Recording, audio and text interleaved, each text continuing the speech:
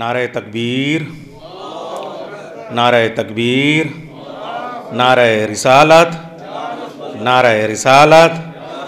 دیکھیے یہ نعرہ تکبیر لا الہ الا اللہ، نعرہ رسالت محمد رسول اللہ۔ اب آئیے غدیر کی وادیوں کی طرف چلتے ہیں۔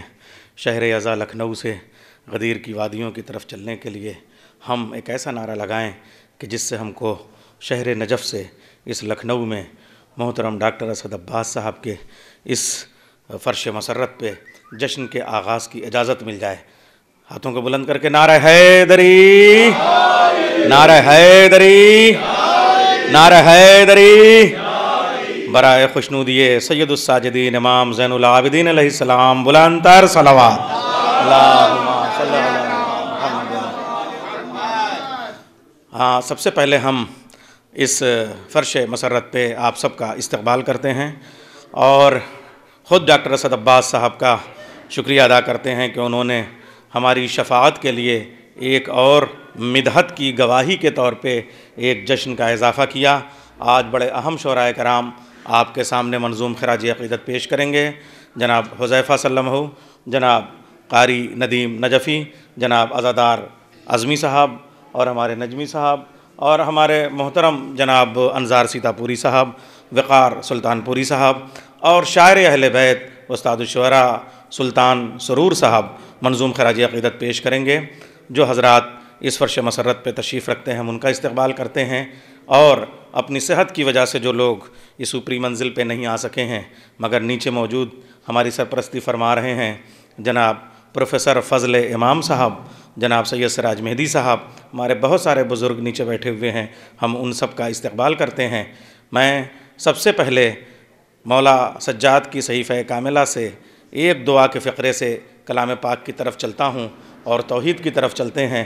ہمارے پاس بڑا ذخیرہ ہے چوتھے امام کے ادب کا۔ مولا فرماتے ہیں سبحان الذی علم تنفس الحیتان من قعور البحار۔ قابل تعریف ہے وہ خدائے پاک جو سمندروں کی موجوں کی تہوں میں رہنے والی مچھلیوں کی ایک ایک سانس کی گنتیوں کو جانتا ہے۔ اس خدا کے پاک کے حضور چلتے ہیں اور تلاوت کلام پاک سے اس جشن کا آغاز کریں گے۔ میں گزارش کروں گا قاری سید ندیم نجفی سے کہ وہ تشریف لے آئیں اور تلاوت کلام پاک سے اس جشن کا آغاز فرمائیں۔ بآواز بلند نعرہ صلوات۔ اللہم صلی علی محمد و آل محمد۔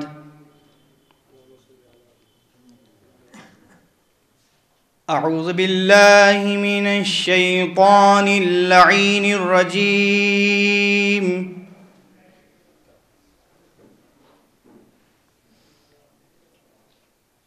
بسم اللہ الرحمن الرحیم۔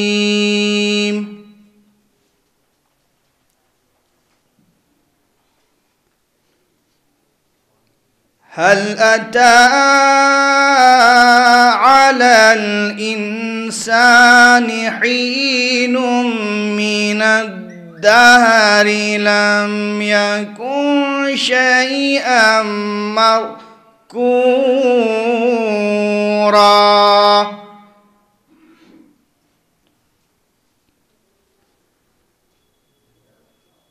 إنا خلقنا الإنسان من نطفة أمشاج نبتليه فجعلناه سميعا بصيرا۔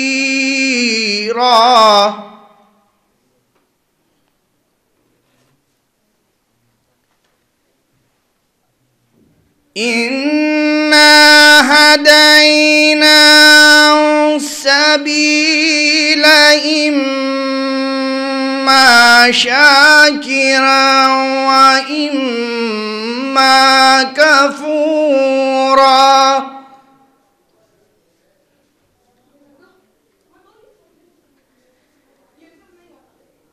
إنا هديناه السبيل إما شاكرا وإما كفورا۔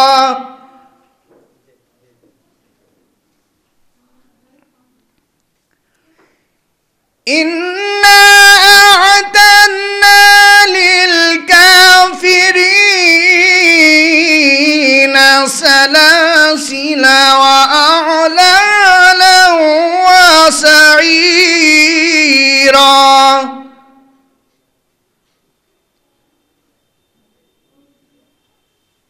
إن الأبرار يشربون من كأس كان مزاجها كافورا.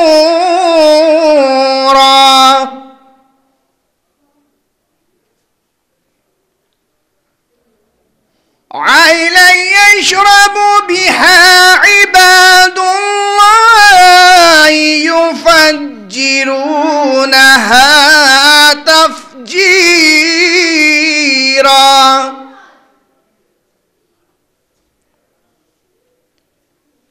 يوفون بالنذر ويخافون يوما كان شره مستطيرا.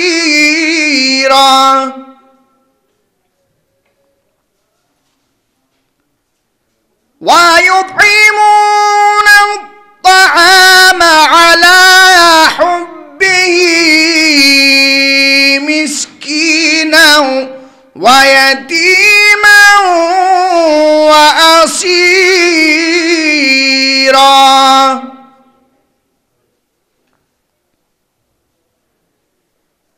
إنما نطعمكم لوجه الله لا نريد منكم جزاء ولا شكورا.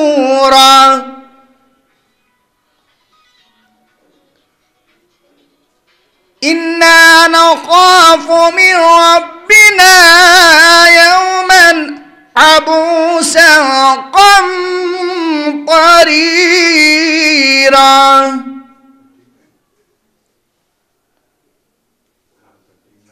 فوقاهم الله شر ذلك اليوم ولقاهم نضرة وسرورا.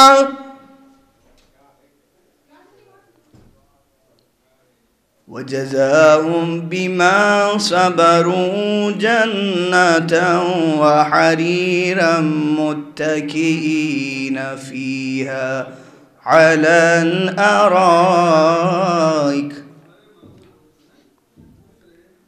لا يرون فيها شمسا ولا زمهريرا.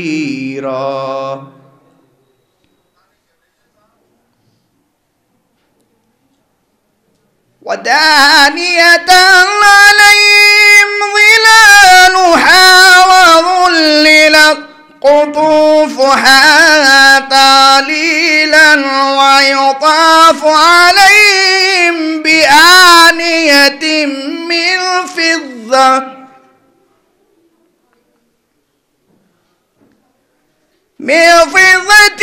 وأكواب كانت قوارير من فضة قدروها تقديرا.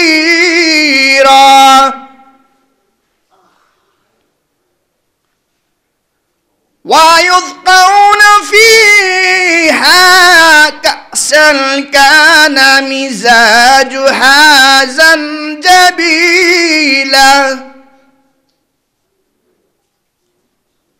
عينا فيها تسمى سلسبيلا.